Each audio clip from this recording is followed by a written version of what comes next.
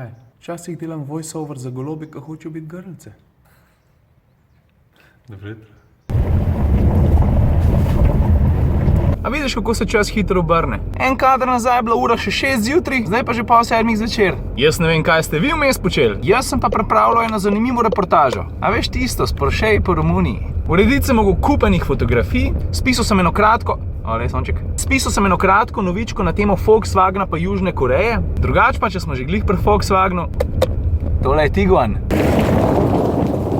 Kaj pa, če bi jaz o tem avtu kaj povedal, a? Zdaj tako, preglobok ne bom šel, zato ker ga vozim šele dober dan, a pa ajde dan pa pol. Po eni strani je pa to popolnoma dovolj, da sem si ustvaril nekakšen površen prvi vtis. Pa da se razumemo, po enem dnevu pa pol si jaz kot novinar niti približno ne bi upal iti pisati testa takšnega avtomobila. A veš, kako je s tem? Izboljšav je velik, sprememb je velik. Tukaj moraš biti resen, ne moraš avto malo perati pa reči, okej, se razumem, ima so nove lučke, pa na podvozju so nekaj naredili. Ne, to ne gre tako. Hotel sem reči, da se moraš z avtom dobro spoznati. Ga veliko pelati, preveriti porabo, preveriti ergonomijo, preveriti prostornost, družinsko uporabnost. Drugače pa prvi vtis tako zelo tipično Volkswagnovski. V primeru Tiguana gre za eno tako izrazito uglajenost. Vse je tako full smooth. Je pa res, da je ta avto kar dobro opremljen. Poganja ga pa 2-litrski dizel 150 konj pa 4-kolesnim pogonom.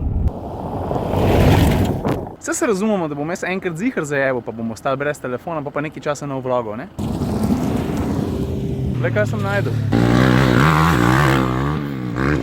Drugač pa, kar se tiče videza pri Volkswagnu, zdaj pravijo, da je ta nov Tiguan bolj agresiven, ki je bil prej. Jaz ne vem, kaj ti misliš? Je ali ni? Pa je fančev zadnji takole malo predije na krosa, a? Pustimo videz. Dejstvo je, da je Tiguan po novem daljši, širši pa... Kje sem ostal? Ja, je daljši, širši, pa kar dosti daljšo med osno razdaljo. To pomeni, da se je povečal tudi prtljažnik. S 520 osnovnimi litri je za kar 50 litrov večji, kolikor je bil prej. Kva bi lahko še povedal takole na hiter? A ja, recimo to, da je zadnja klop vzdolžno pomična za 18 cm. Dva več kot prej. Njegov trebuh je pa od tal oddaljen 20 cm.